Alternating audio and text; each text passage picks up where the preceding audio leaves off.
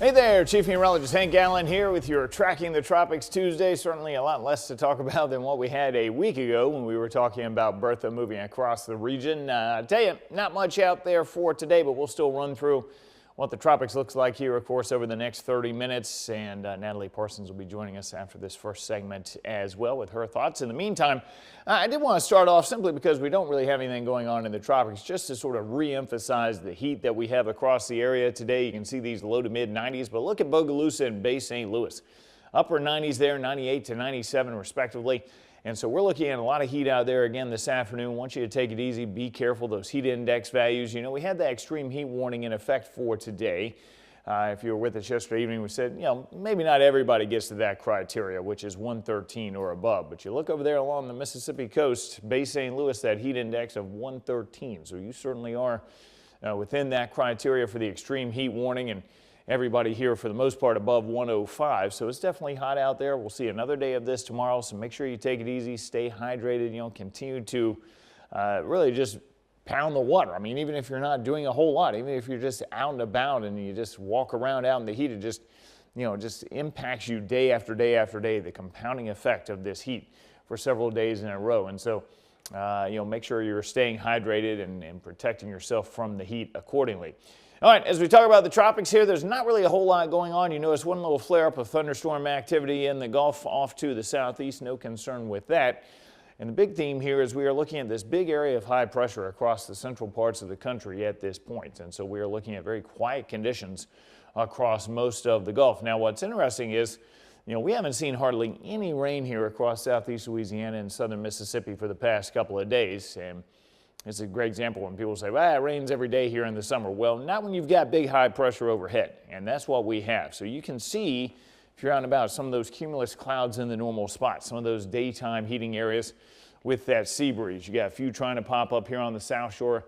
See a little band of these inland in southern Mississippi and up on the north shore as well. So the usual spots where we see that development. As a matter of fact, look off to the west here, eastern Texas into western Louisiana near Lake Charles.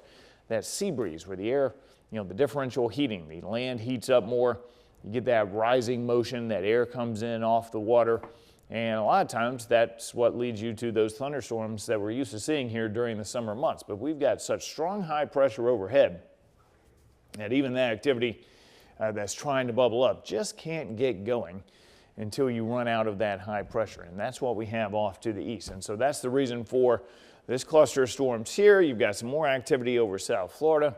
We've got this big trough across the eastern half of the country here, or at least eastern third, and that is where we're finding the rain at the moment. So again, just this big area of high pressure across the middle of the country here. You got a little wave riding through that in central Missouri, but you got that big area of high pressure, and then you dip down into that trough, and you can see that spinning up there around eastern parts of Canada here. So that's your lower pressure area across the eastern part of the country, off the east coast here, and then down into the eastern Gulf as well.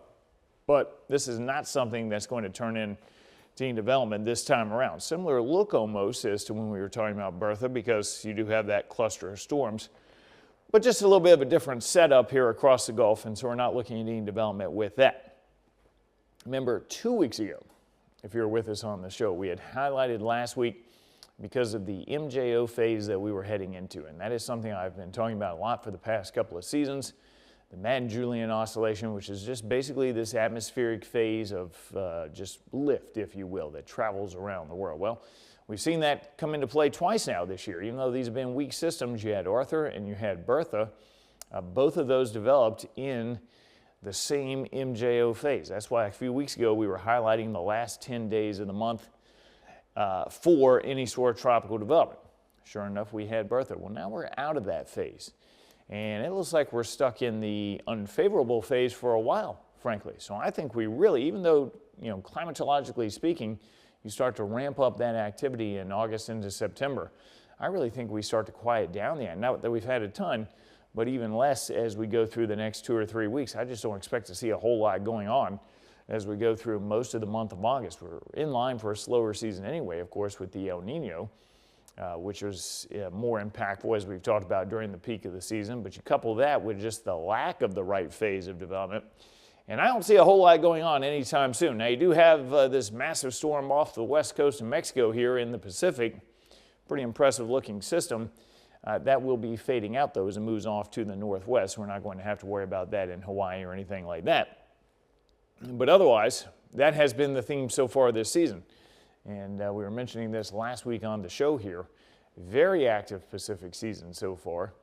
And of course, not much going on through the Atlantic.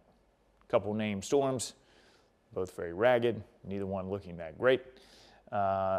And so that is the theme this year. And again, I don't concern myself with, widespread, just dramatic chaos on Earth unless we've got both of those being active. You don't want the Pacific and the Atlantic active at the same time because then there's something funny going on. But this is going to be one of those years where I just think we continue to see a lot of activity in the Pacific, and the Atlantic season is just hard to get going. I mean, that's a pretty unusual trough for this time of year across the eastern half of the country as it is anyway. And so that just gives you an indication of sort of the overall pattern here that we just don't have necessarily a conducive setup, at least in the short term, for any sort of tropical activity. So you swing things farther off to the east here. You got this little wave around Honduras and Nicaragua there. That's really about it. Sort of that stationary frontal boundary off into the central Atlantic there. But obviously there's no significant wave in the Gulf, really nothing in the Caribbean.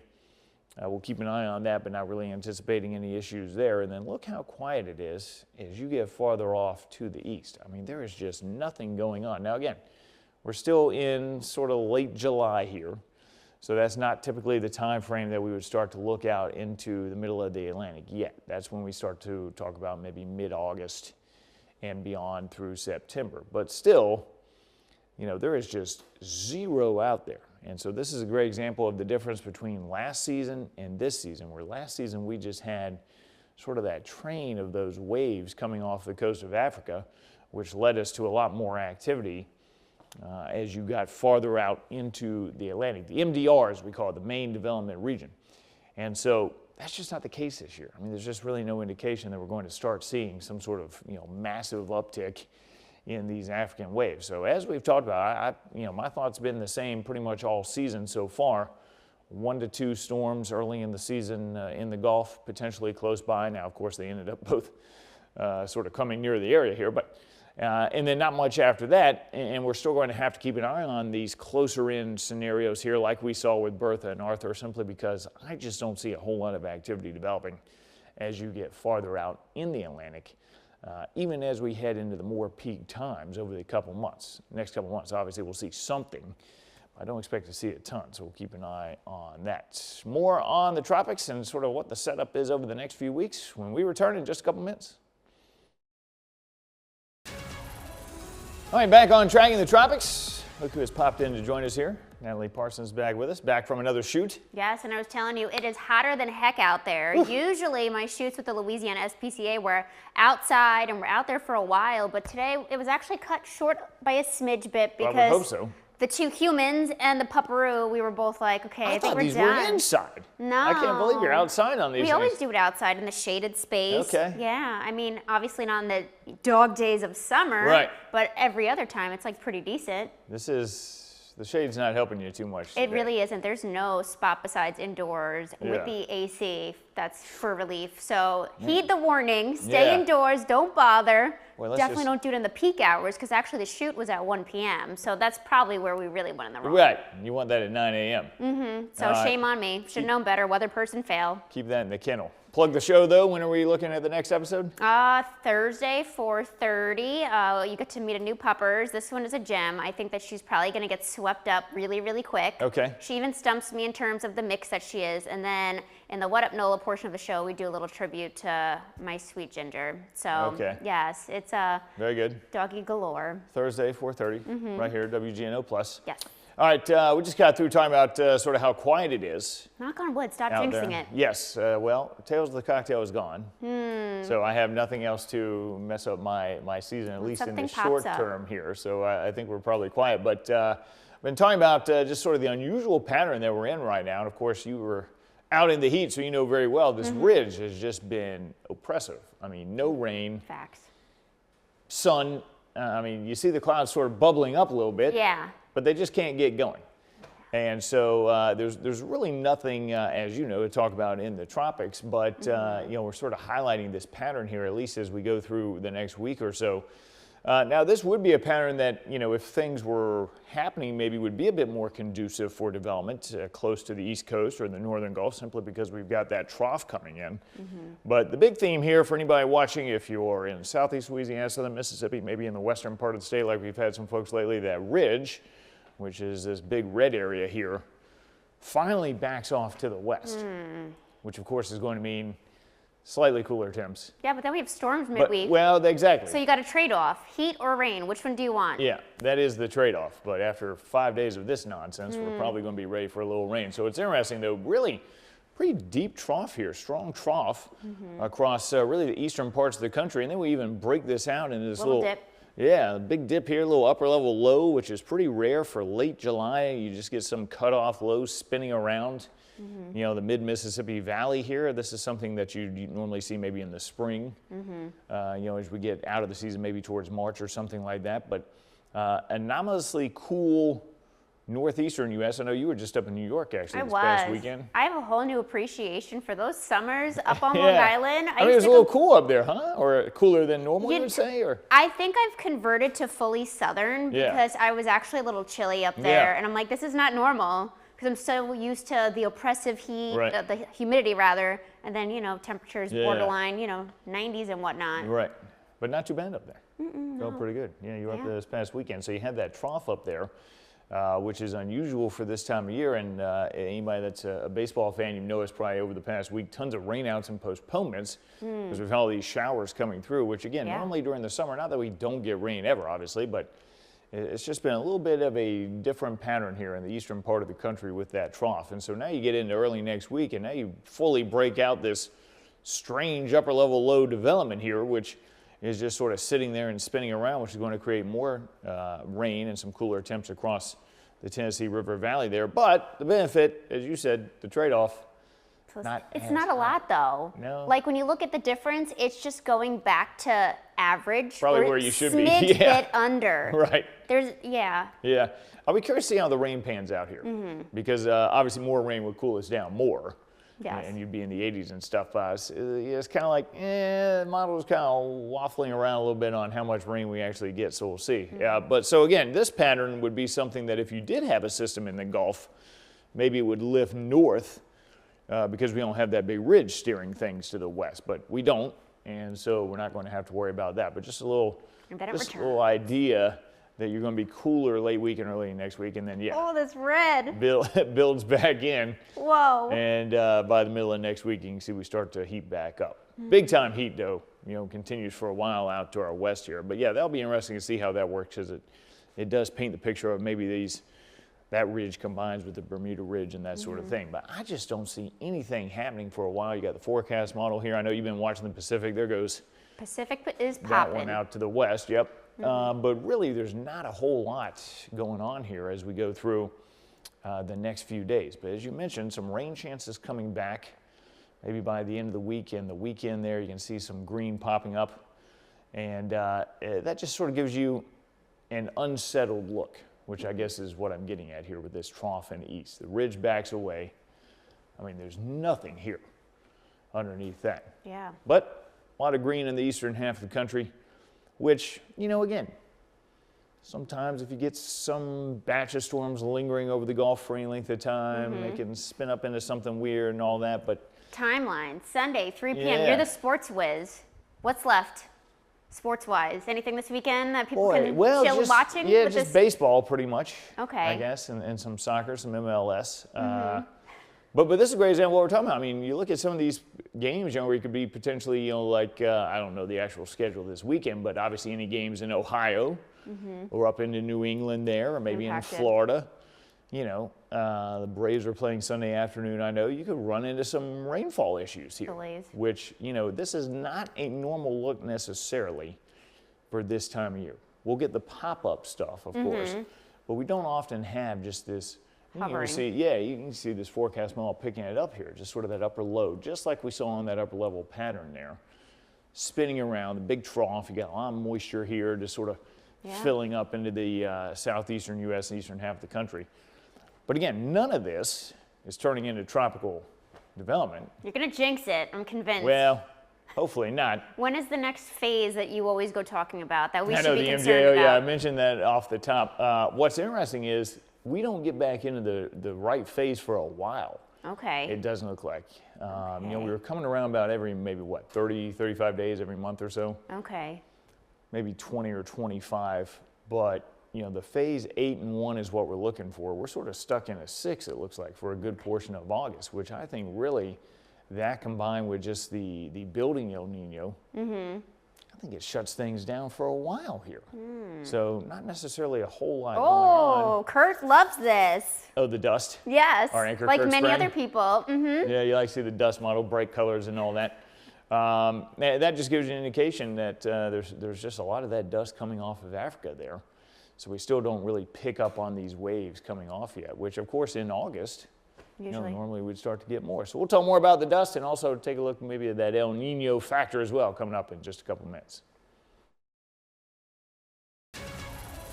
All right, back with you. Hank Allen, Natalie Parsons, one more segment of Tracking the Tropics here. And of course, the Saharan Dust, the ever popular discussion this time of year. And there it is. There's a big pink area of it as we head into the weekend, which I don't know if that necessarily gets all the way over here. We'll see how far that makes it. You got a sort of a layer in the Gulf there, and that actually makes it pretty far there as we head into the middle of next week. So that some of that may make it into the Gulf here, but either way, that's going to help to inhibit some of that development. And I just think the big theme here is, we're getting into, by next Wednesday, I guess it's early August. Yeah. First official week. Yeah, exactly. So by that point, usually you're starting to see this taper off a little bit, certainly by late August. Okay, so this is late. But, but early August to have that big of a batch, coming off of Africa, a little bit unusual. And so that is, and I know you and I talked about it a couple weeks ago, and I mentioned it earlier on this show even.